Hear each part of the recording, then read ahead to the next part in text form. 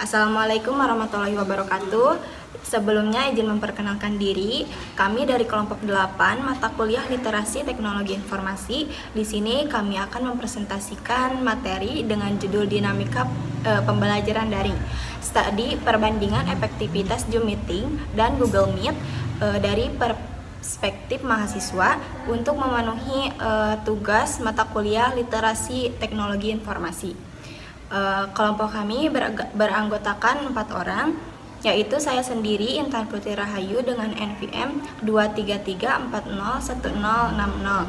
Saya Alda Sabila dengan NPM 233401054. Saya Nisina Zara Salsabila dengan NPM 233401082. Saya Lisani Sabani dengan NPM 233401100. Untuk mempersingkat waktu, mari kita menjelaskan materi yang akan kami sampaikan. Pembelajaran daring atau sering disebut juga dengan e-learning mengacu pada proses pembelajaran yang menggunakan teknologi digital atau internet sebagai media utama penyampaian materi pembelajaran, interaksi antara peserta didik pengajar, serta melaksanakan kegiatan pembelajaran. Hal ini mencakup berbagai platform dan alat seperti situs web pembelajaran khusus, aplikasi, forum diskusi online, video pembelajaran, dan konferensi online. Materi selanjutnya yaitu ada Zoom Meeting. Zoom Meeting adalah sebuah platform komunikasi canggih yang memungkinkan pengguna untuk melakukan pertemuan, presentasi, dan kolaborasi melalui video dan audio melalui internet. Aplikasi ini dikembangkan oleh Zoom Video Communication atau Inc. yang merupakan perusahaan teknologi berbasis di Amerika Serikat yang didirikan pada tahun 2011 oleh Oric Yuan. Zoom Meeting ini memungkinkan individu atau kelompok yang berada di lokasi yang berbeda untuk berkomunikasi secara langsung, mengatasi jarak fisik, dan memberikan fasilitas diskusi yang efektif. Selanjutnya yaitu ada Google Meet. Google Meet adalah sebuah layanan komunikasi video yang dikembangkan oleh sebuah perusahaan bernama Google. Ini memungkinkan penggunaan secara spontan yang disediakan oleh Google Meet itu sendiri. Google Meet ini dirancang untuk menghadirkan pengalaman yang lebih interaktif dengan keluarga, rekan kerja, ataupun teman sekelas dimanapun mereka berada. Aplikasi ini terintegrasi dengan aplikasi Google Workspace lainnya seperti Gmail, dokumen, slide, dan kalender, serta menawarkan berbagai fitur yang berguna membantu penggunaan penyelenggaraan rapat yang lancar dan interaktif. Materi selanjutnya yaitu fitur-fitur pada Zoom Meeting dan Google Meet. Yang pertama, fitur-fitur di platform Zoom Meeting. Yaitu fitur Zoom Calendar, fitur Zoom Mail, fitur Zoom Team Chat, galeri cerdas, Zoom Whiteboard, obrolan rapat berkelanjutan, Zoom All Companion, Zoom Headless, Zoom Workspace Reservation, Zoom Scheduler, Zoom Revenue Accelerator, dan yang terakhir Zoom Contact Center.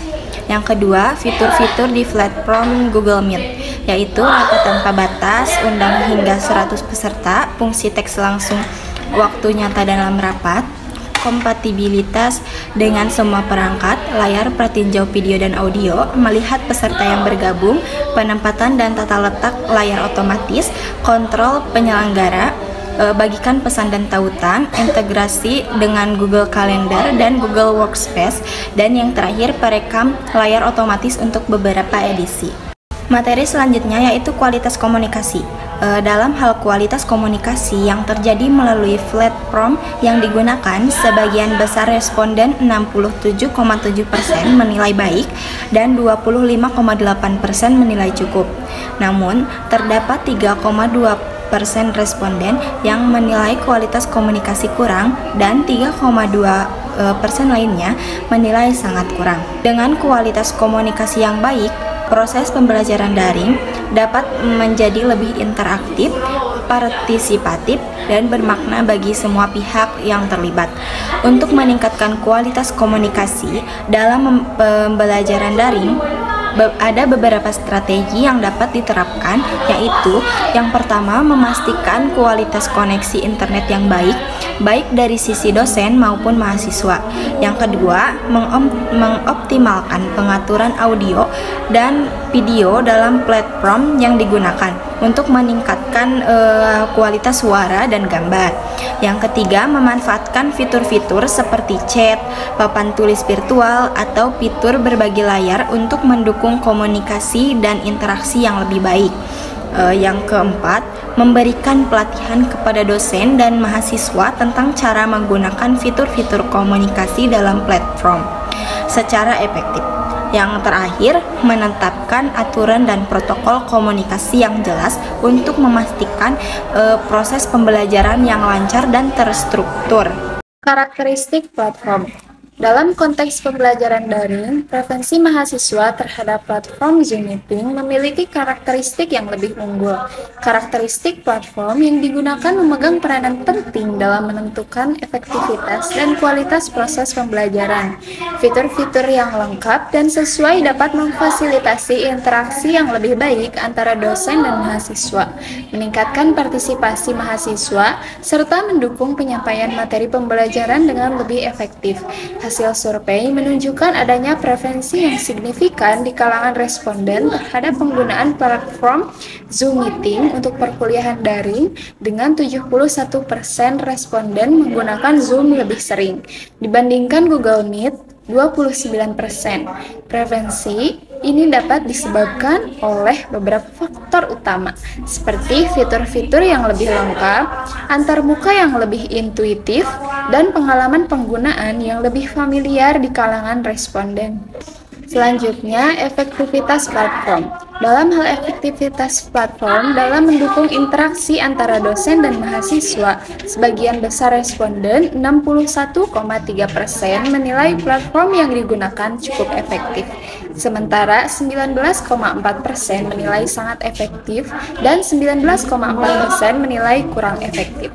Efektivitas pembelajaran daring tidak hanya tergantung pada platform yang digunakan, tetapi juga pada faktor-faktor lain seperti kualitas koneksi internet, kemampuan dosen dalam menyampaikan materi secara daring, serta kemampuan mahasiswa dalam menyerap materi secara efektif melalui pembelajaran daring. Meskipun demikian, kualitas materi pembelajaran yang disampaikan melalui kedua platform dinilai cukup baik, dengan 54,8% responden menilai baik dan 6,5% menilai sangat baik.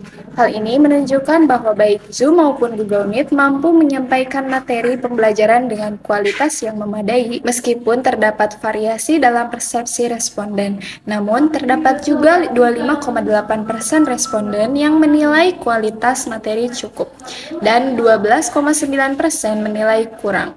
Penilaian ini dapat dipengaruhi oleh faktor-faktor seperti kualitas koneksi internet, kemampuan dosen dalam menyampaikan materi secara daring, serta kemampuan mahasiswa dalam menyerap materi secara efektif melalui pembelajaran daring.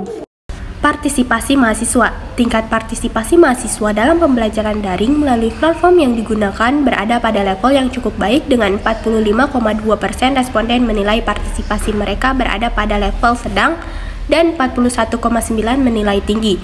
Namun, terdapat 9,7% responden yang menilai tingkat partisipasi mereka rendah dan 3,2% menilai sangat rendah.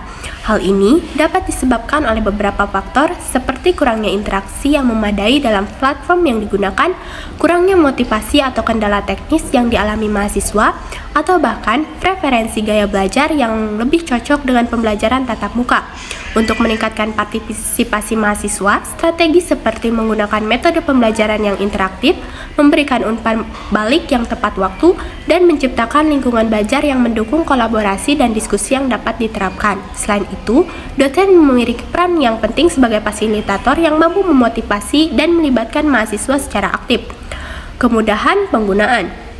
Terkait kemudahan penggunaan, sebagian besar responden, 58,1%, menilai bahwa Zoom lebih mudah digunakan baik dari perspektif mahasiswa dibandingkan dengan Google Meet yang memiliki 49,1%. Hal ini dapat disebabkan oleh antarmuka dan fitur-fitur yang lebih intuitif pada Zoom, serta pengalaman penggunaan yang lebih familiar di kalangan responden. Kemudahan penggunaan merupakan faktor penting dalam mendukung efektivitas pembelajaran daring karena dapat membantu dosen dan mahasiswa untuk fokus pada proses pembelajaran itu sendiri, tanpa terlalu banyak hambatan teknis atau kesulitan dalam mengoperasikan platform. Hal ini dapat meningkatkan produktivitas dan efisiensi dalam proses pembelajaran daring. Kesimpulan dari materi ini yaitu berdasarkan hasil survei, responden memiliki preferensi yang signifikan untuk menggunakan platform Zoom Meeting dibandingkan Google Meet untuk menyelenggarakan pembelajaran perkuliahan secara online.